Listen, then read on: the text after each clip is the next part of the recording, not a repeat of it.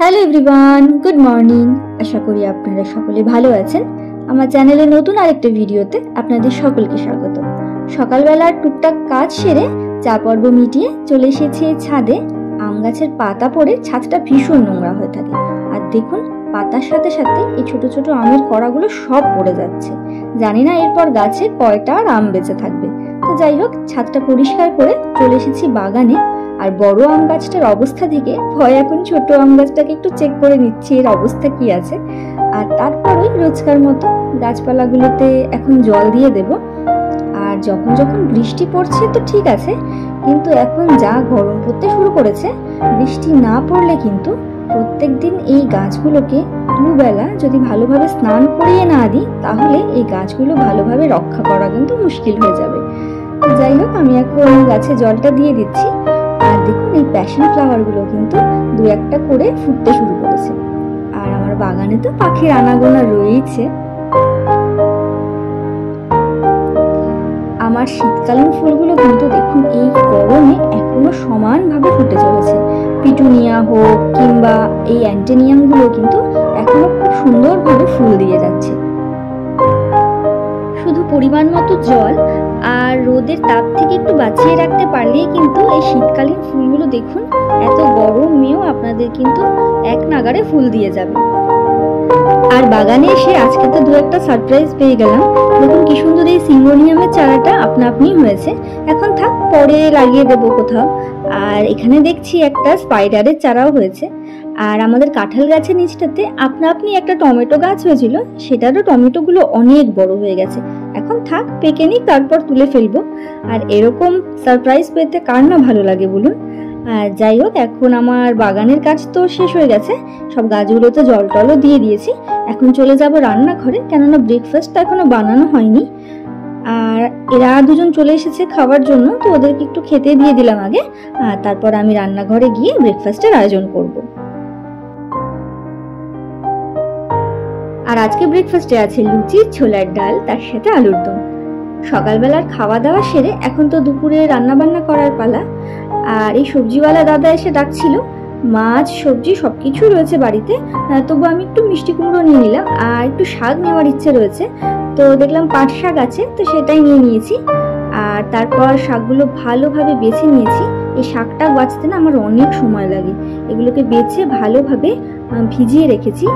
পাট শাক কিংবা যে কোনো শাকই হোক না কেন, অনেকক্ষণ ধরে ভিজিয়ে ভালোভাবে ধুয়ে তারপর রান্না করি। এবার এটা ভিজিয়ে রেখে আমি এদিকে ভাত ডাল বসিয়ে দিয়েছি। এগুলো নামানোর পর দেখুন রান্না করে নিয়েছি আমি পাবদা মাছের ঝাল, আর সব শেষে রান্না করেছি পাট শাক। রান্না বান্না সেরে আরেকটা বড় কাজও সেরে ফেলেছি, সেটা হলো রিওকে স্নান করানো। স্নান করিয়ে এখন ওকে ভালোভাবে মুছে দিচ্ছি।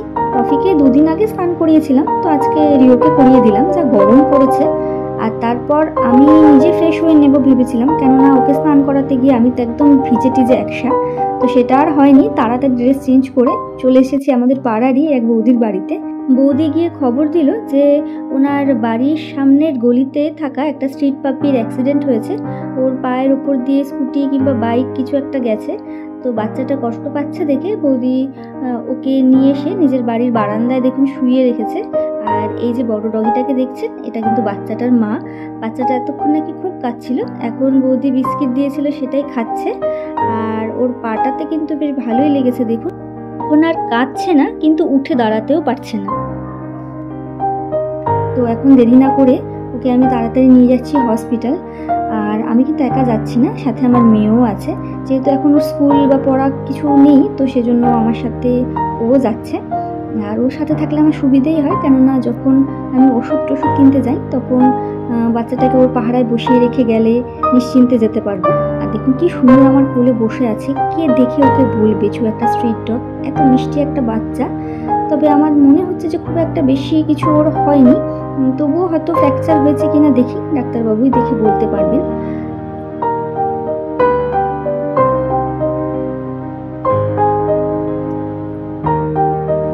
টিকিট কেটে এখন বসে আছি। আর আজকে কিন্তু হসপিটালে অনেক পেশেন্ট এসেছে, তাই একটু সময় লাগবে। আর আমার পাশে যে দিদি বসে আছেন উনি কিছুতেই বিশ্বাস করতে পারছিলেন না এই মিষ্টি বাচ্চাটা যে আমার কোলে এত ব্যথা নিয়ে চুপচাপ বসে আছে, সে একটা স্ট্রিট ডগ। উনি ভেবেছিলেন যে ও আমার বাড়ির পোষ্য। যাই হোক, ডাক্তারবাবুকে কিন্তু আমাদের দেখানো হয়ে গেছে। উনি বললেন যে ওর পায়ে একটা ফ্র্যাকচার আছে, তবে ভয়ের কিছু নেই, ওষুধ দিয়ে দিয়েছেন, সেটা খেলে সেরে যাবে। তবে শুধু খেয়াল রাখতে বলেছেন যাতে ব্যথা কমার পর ও খুব বেশি ছুটোছুটি না করে। তো সেই জন্য আমি যাওয়ার পথে যা ওর ওষুধপত্র আছে সব কিনে নেব, আর ওকে এখন নিয়ে ওই বাড়িতেই রাখবো যেখান থেকে ওকে নিয়ে এসেছিলাম। যে বৌদি ওকে অ্যাক্সিডেন্টের পর রেস্কিউ করেছিলেন, তো উনি বলেছেন যে উনি এই কয়েকদিন ওর সুস্থ না হওয়া পর্যন্ত ওর খেয়াল রাখবেন, আমি শুধু গিয়ে সময় মতো ওকে ওষুধটা খাইয়ে আসবো। তো উনি খুবই ভালো মানুষ, সেই জন্য আমি নিশ্চিন্ত ওকে এখন ওই বাড়িতেই রেখে দেবো। আর আপনারাও প্রে করবেন যাতে বাচ্চাটা তাড়াতাড়ি সুস্থ হয়ে যায়। আজকের এই ভিডিওটা তাহলে আমি এখানেই শেষ করছি। নেক্সট আপনাদের সাথে দেখা হবে নতুন আরেকটা ভিডিও নিয়ে। ততক্ষণ পর্যন্ত সুস্থ থাকবেন, ভালো থাকবেন।